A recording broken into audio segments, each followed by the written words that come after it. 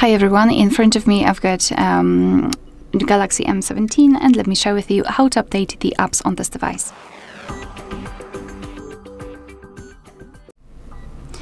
So first of all, make sure that you've got the internet connection, preferably Wi-Fi, so we can avoid some additional charges, and then let's open the Play Store.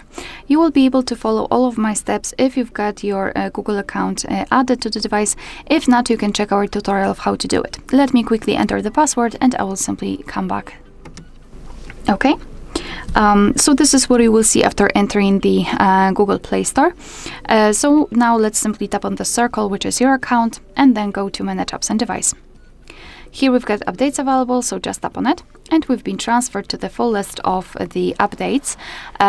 So now it depends what you want to do. You can either tap on Update All, and then your device will simply update all of them, or you can simply go through the list and decide which one you would like to download. So, for example, I'll pick this one, and maybe this one.